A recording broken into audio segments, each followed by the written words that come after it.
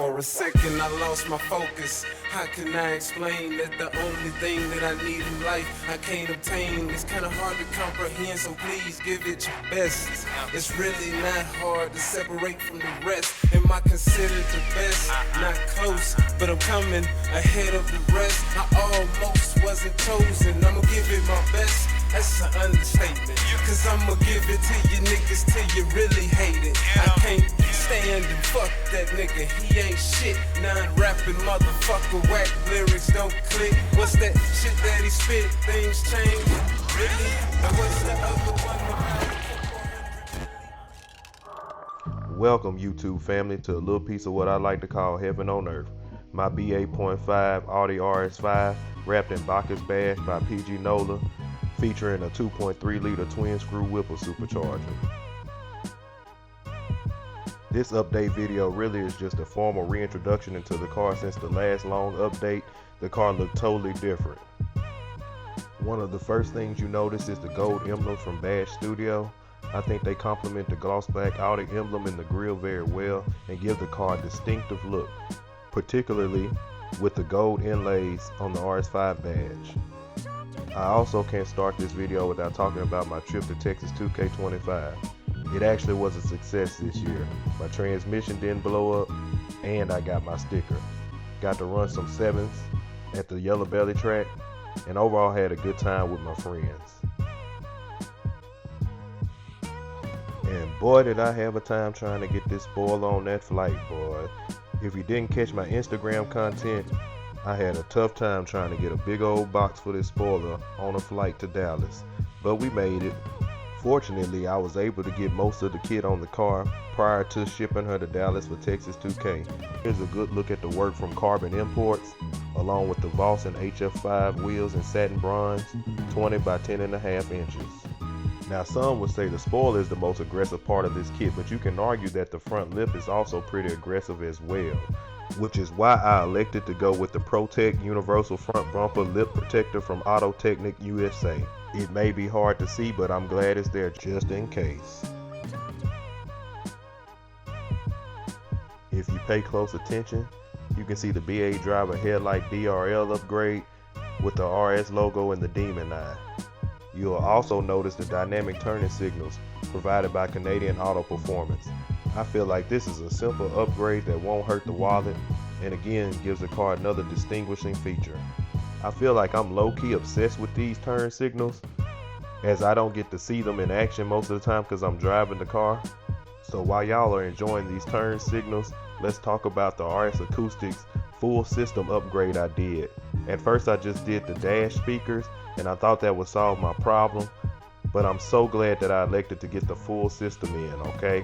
It sounds totally different. Like I can't even turn it up all the way anymore, and the acoustics are just great, no pun intended. I feel like they complement the Kicker L7 well, and I plan on getting y'all some footage of the difference soon.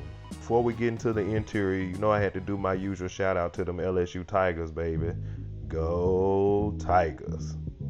Again, this is somewhat of a reintroduction into this car before we go into the inside and talk about some of the new things in there. As you can see, the P3 boost gauge right there, along with the new steering wheel from Zeus Steering, installed by Komodo Motorsports, who also did my badge install last minute, 9th hour. You know what I'm talking about?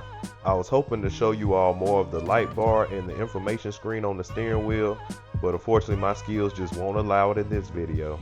My next plan is to upgrade the interior screen.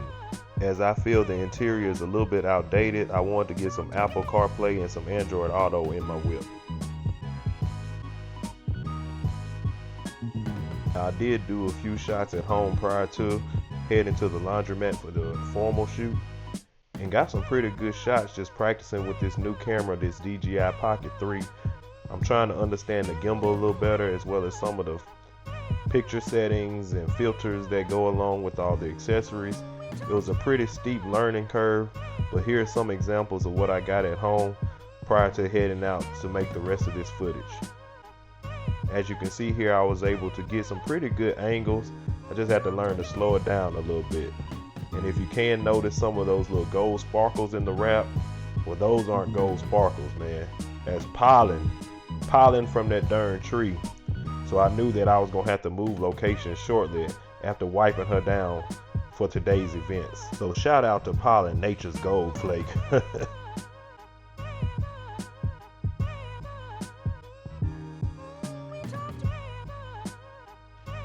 And golly, look at that view from the back.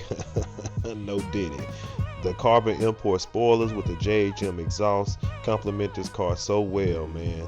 I'm just happy with everything that's been going on with it, and just happy to be able to share it with you all. I also want to give a shout out to Red Mist Racing. Their transmission cooler is sitting in front of my heat exchanger if you look real closely. And I also just want to shout out you all for keeping up with my content. If you could remember to like, share, subscribe, and even leave a comment if you so wish.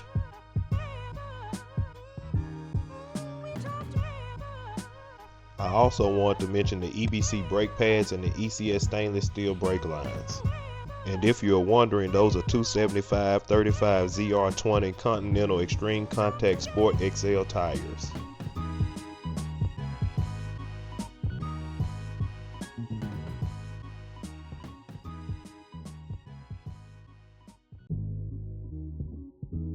So there you have it, a reintroduction back into Rashida, aka my supercharged V8 RS5.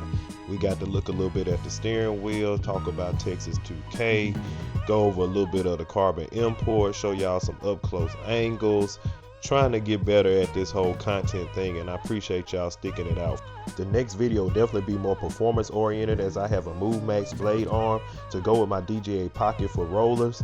I also plan to head to the drag strip to get more seat time and better times, baby.